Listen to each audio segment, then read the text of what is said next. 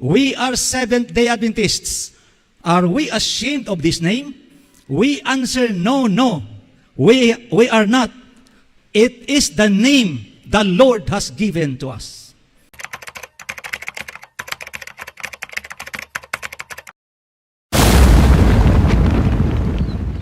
Naririnig po natin kanina na maraming nagkiklaim nito maski sino-sino na lang. Adventist din sila, remnant din sila. Siguro basahin na lang natin sa sulat ng pioneer ng Adventist na si Ellen G. White. Okay? Basahin na lang po natin ito. Merong bayan ang Diyos. Selected Messages, Book 2, page 66. God is leading out a people. He has a chosen people, a church on earth, whom He has made a depository of His law. He committed to them sacred trust and eternal truth to be given to the world. So may bayan ang Diyos na Kanya, na diniposituhan niya ng kautosan ng Diyos at kinomiter sa kanilang kamay. Sino po ito? Sige, patuloy po tayo. Ito po, TM 58. Let all be careful not to make an outcry against the only people who are fulfilling description given to the remnant people who keep His who keep the commandments of God and have the faith of Jesus, who are exalting the standard of righteousness in these last days. God has a distinct people, a church on earth, second to none. Ang ibig po sabihin nito ay wala ng iba, second to none, but superior in all their facilities to teach the truth, to vindicate the law of God. God has divinely appointed agencies, men whom He is leading, who have borne the heat and burden of the day, who are cooperating with heavenly instrumentalities to advance the kingdom of Christ in the world. Let all unite with these chosen agents.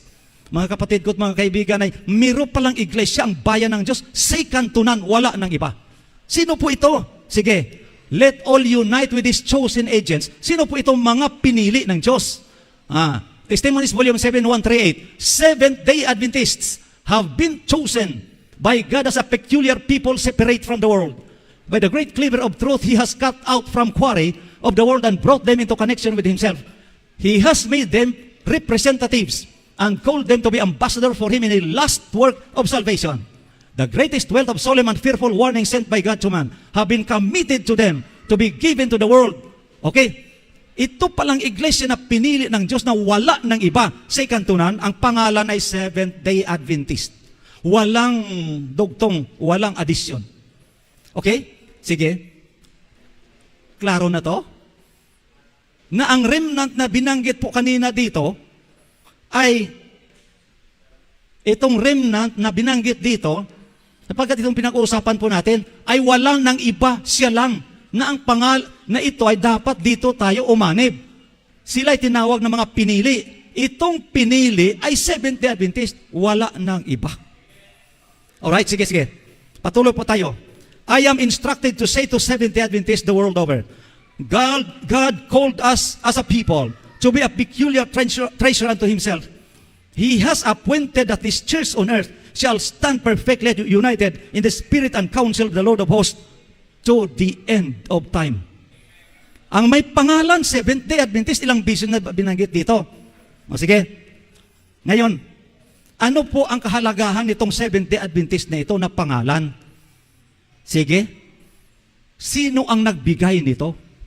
Ang ibig sabihin po dito, isa lang ang pangalan na binigay, hindi dapat dagdagan. Ito po. Selected Messages, Book 2, 387. We are Seventh-day Adventists. Are we ashamed of this name? We answer, no, no. We are not. It is the name the Lord has given to us. Walang dagdag, hindi dapat yung additional dito. Sapagkat ibinigay po ito ng Diyos. Maliwanag na po ito. Halimbawa, tatayo rin ako ng sarili kong iglesia, dagdagan ko rin. Kagaya ng Seventh-day Adventist Church, dinagdagan nila, Local Conference Incorporated. Maliwanag po sa Biblia, as a Spirit of Prophecy, na binigay na pangalan ng Diyos, Seventh-day Adventist. Ito po, may pangalan dito na halos magkahawig. Seventh-day Adventist, may dinagdagan ng Reform Movement. Seventh-day Adventist Reform Movement, dinagdagan ng IMS. Para tama yung kanina eh. Para ma-identify, ma-differentiate. Tama yun. Para ma-differentiate eh, kung ginaya rin ang Seventh-day Adventist, may mga, ano yung pagtawag nito? Copyright? Trademark. Naka-trademark yung mga pangalan na yan. O, kita mo? Kita mo yung IMS? Pareho sila na is-day reform movement. Dinagdagan niya naman ng IMS. Para ma-differentiate na naman. Alam po natin na magkalaban ng mortal itong dalawa, pero pagpasensya na natin yan. Okay? Now, ito na po. Kasi kanina nabanggit ang qualification. Qualification. Which is very important naman talaga. Ang qualification. Sige. Pag-aralan po natin ito. TM 22 and 23. Kung ito'y may authority. When men arise claiming to have a message from God, but instead of warring against principalities and powers and rulers of darkness of this world, they form a hollow square and turn the weapons of warfare against the church militant. Ang church militant, ang SDA po ito. Be afraid of them. They do not bear the divine credentials. God has not given them any burden of labor. They would tear down that which God would restore by the Laodicean message. Mga kapatid, mayroong mga tao, at marami po ito sa buong mundo, na lumabas din, na may balita, si Ellen G. White din ang dala, Sabado rin, vegetarian pa. Pero ang balita nila, ang ginagawa, ay makipaggira sa iglesia nga sa Diyos. Ang sabi po dito, they do not bear the divine credentials. And God has not given them any burden, such burden of labor. Ang ibig po sabihin kung qualification pag-uusapan dito, kung wala kang authority na binigay ng Diyos, anuman ang sigaw mo, hindi ka pa rin ang tunay na remnant church. Dito maliwanag po ito ang divine credential. Sino po ang sinabihan nito? No, sa panahon na sinulat ang TM 22 and 23, wala pa ba ang remnant, wala pa ba ang SDA reform? 1914 na lang. O dito, ang divine credential na binanggit ni Mrs. White, kasi nung panahon pa ni Ellen G. White, malayo pang remnant, marami ng offshoot sa Adventist. Kaya nakatuon po ito sa mga lumabas at nangangaral din. Wala palang divine credential. Number 1 pa lang yan ha. Number 2, they do not have the right. These men had no right to place them in the framework of errors, making it appear that it was the voice of God from heaven giving the loud cry that the church, His chosen people, who are keeping His commandments, are called Babylon, and His people are to come out of them. Manuscript 21.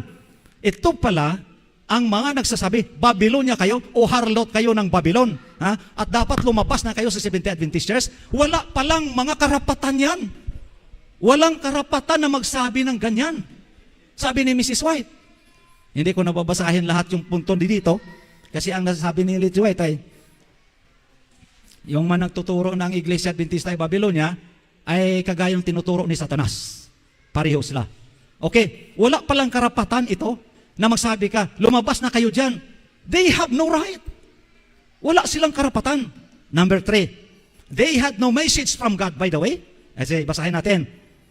The Lord has not given you a message to call the Seventh-day Adventists Babylon and to call the people of God, come out of her. Hindi pala binigay ng Diyos sa kanila ito. Number 1, wala silang divine credential. Number 2, wala silang karapatan magsabi niyan.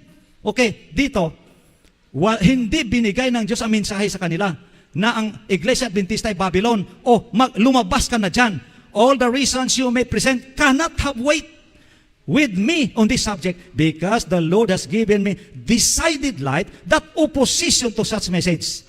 The message to pronounce the SDA Church Babylon and call the people to come out does not come from any heavenly messenger.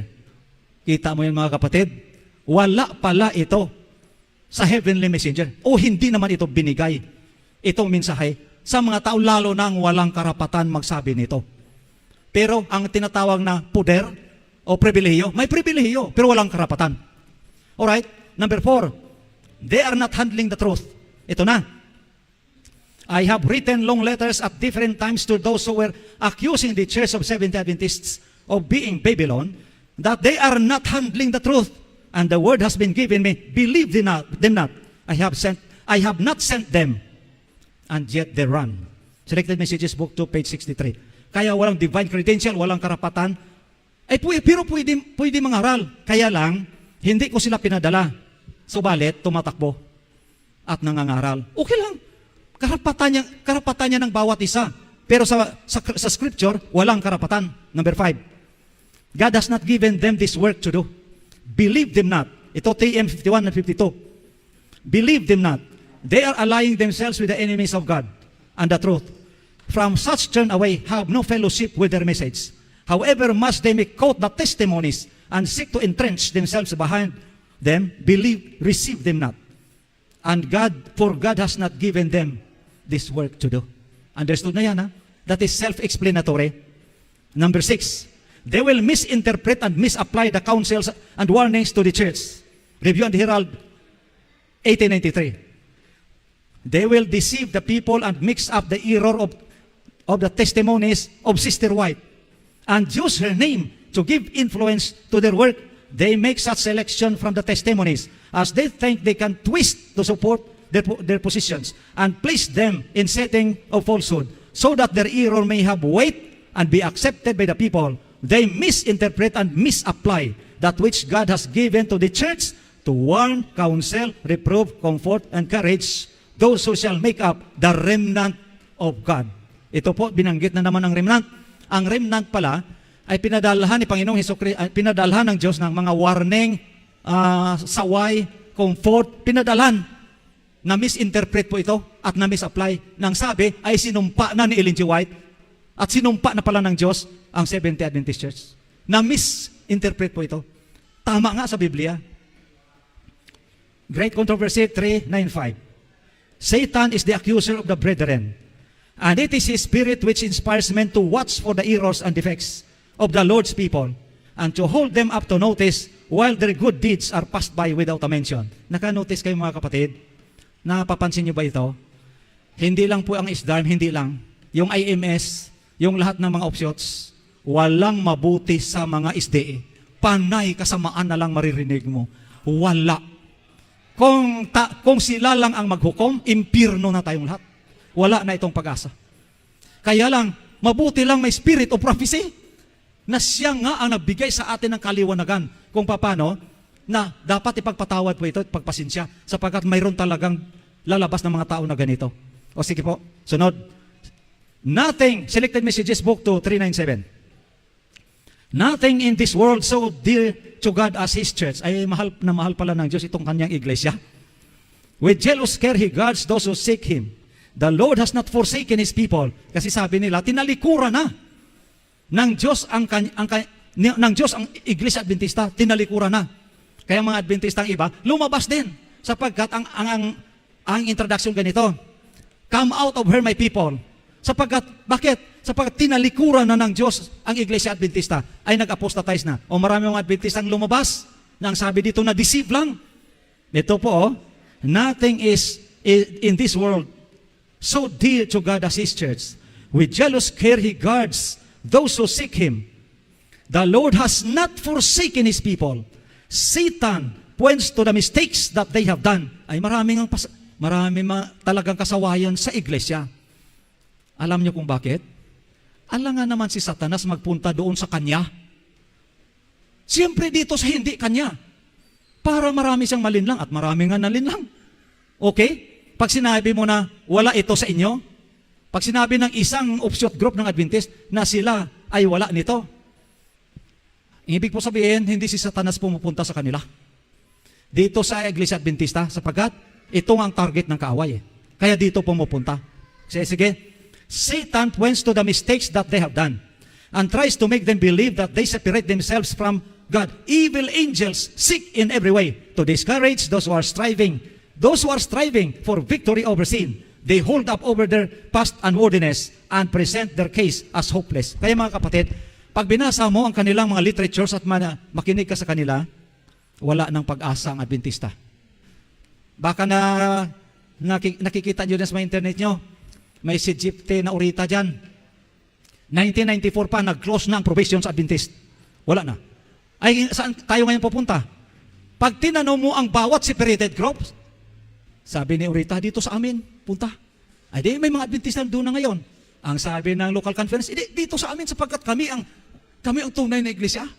Kami ang local conference kasi local conference daw yung iglesia. Ha? Ubos ang mga Adventista. Kung yan ay susundin kung susundin ito ng mga Adventista, lahat na Adventista, mas scatter kung saan-saan na lang. Pero mabuti lang, may guidance sa Spirit of Prophecy at sa Biblia. Sige. Ito po, sa 1890 po ito. Satan constantly presents the sins and wrongs of those who claim to be children of God and taunts the angel of God with their defects. Ang lahat na kasalanan, yun na lang ang sa kanila.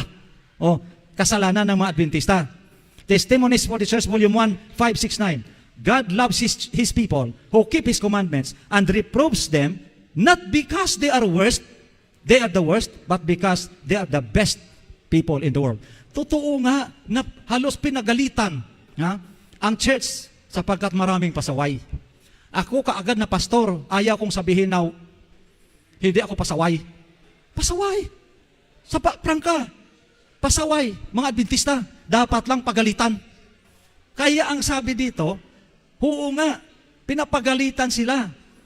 Hindi dahil sila'y mga masasama, kundi mabubuti. Basahin nyo. God loves His people who keep His commandments and reproves them not because they are the worst, but because they are the best. 30 minutes. Mahaba pa. Gusto ko na mag-stop ngayon eh. Ito ay mensahe sa lahat ng ating mga kapatid at mga kaibigan na mga stray offshoots na umalis sa Seventh-day Adventist. Maliwanag ang mga sulat sa Spirit of Prophecy na walang ibang iglesyang mananatili hanggang sa katapusan, kundi ang iglesyang ito na tinawag at pinangalanan ng Diyos na Seventh-day Adventist. Hindi ISDARM, hindi Seventh-day Adventist Local Conference, hindi Davidian Seventh-day Adventist, o kung ano pang mga stray offshoots na umalis sa Seventh-day Adventist. Ang iglesyang ito ang mananatili hanggang sa katapusan ng mundo na igagabay ng ating Panginoong Diyos.